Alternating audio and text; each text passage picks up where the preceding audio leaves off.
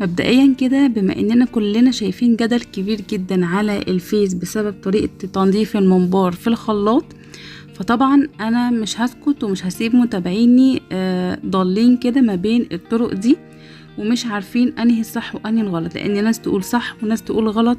وطبعا عرفتوا هي طريقة تنظيف الممبار في الخلاط. فانا اهو نزلت واشتريت الممبار والله النهارده وجبته ب150 جنيه، وطبعا هبدأ انضفه معاكم زي نفس الطريقة بالظبط.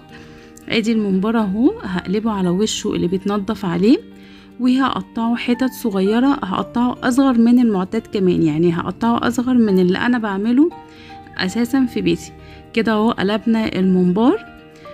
الفيديو ده على فكرة يا جماعة مفيهوش اي مجاملة لاي حد خالص، انا معرفش اي حد فيهم ولا اعرف دي ولا اعرف دي ولا اعرف اي حد خالص. انا الفيديو ده عاملاه ليكم انتوا متابعيني، علشان ما يرضيش ربنا ابدا ان احنا نضيع طبعا 150 جنيه علشان طريقة تنظيف غلط او صح. ادينا قطعنا الممبار اهو صغير، وهجيب الخلاط اهو سنونه اهي زي ما هي، ولا عملنا فيها اي حاجة ولا حطينا عليها اي حاجة. هحط عليها مية، ننزل بشوية ملح صغيرين، ونبدأ نجيب الخلاط. وطبعا انا حاطه ميه وما حطيتش حتت كتير لان انا مش هخسر الممبار بتاعي كله، انا لسه بجرب وبشوف. فطبعا بعمل التجربه في حاجه بسيطه. هنجيب الخلاط اهو، انا ما قطعتش اي حاجه خالص علشان تبقوا متاكدين، وكمان مبطئه الفيديو ده بسرعته الطبيعيه علشان تعرفوا انا ضربته كم مره. هضرب 3-4 مرات بالكتير، وكمان بسرعه، يعني هضرب ضربه واقفل واضرب ضربه تانية واقفل بسرعه زي ما هنشوف بالظبط. علشان اولا انا خايفه على الخلاط اكتر من الممبار كمان، يعني خايفه على الخلاط بتاعي يتحرق او يحصل له حاجه. وكمان يعني علشان ندي فرصه للممبار ان هو ما يتهريش بسرعه، او ما نطولش عليه الضرب فيتهري او يتقطع بسرعه. فهعمله كده يعني ايه ضربتين بساط، يعني زي ما احنا شفنا كده انا ضربته تقريبا 3-4 ضربات، كل ضربه سريعه جدا يعني ما خدتش ثواني زي ما شفنا بالظبط، مش مسرعه اي حاجه. ادي الممبار اهو بعد ما ضربته، ادي واحدة برضو متعلقة نزلتها.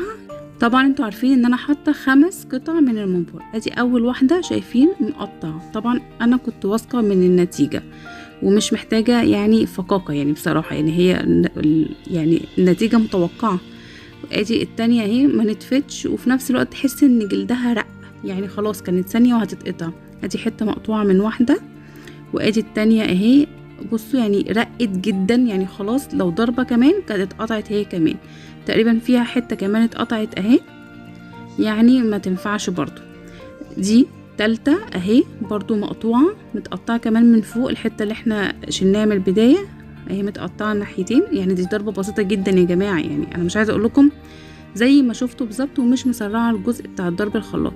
وادي الرابعة او الخامسة، يعني كلهم تقريبا ادي 1 2 دي مقطوعة برضو، ادي 3 مقطوعة، ادي 4 دي يعني سليمة، ادي 5 اهي ال5 كمان مقطوع، يعني واحدة من 5 حتت مقطوعين. بجد حرام ما يرضيش ربنا ابدا. بصوا بقى طريقتي ده بجلدة الانبوبة، عايزه اقول لكم ان الطريقة دي تحفة ومعتمداها من زمان جدا، هنضفوا بيها. هسيب لكم طريقتها بالتفصيل في اول كومنت ان شاء الله. بصوا بقى بعد ما ننضف كله هوريكم اللي طلع من الممبار. بصوا طالع بطوله، يعني ده القرف اللي طالع من الممبار بطوله، يعني ما شاء الله طريقة تحفة جدا وسهلة جدا في ثواني. وبس كده خلاص، وباي باي.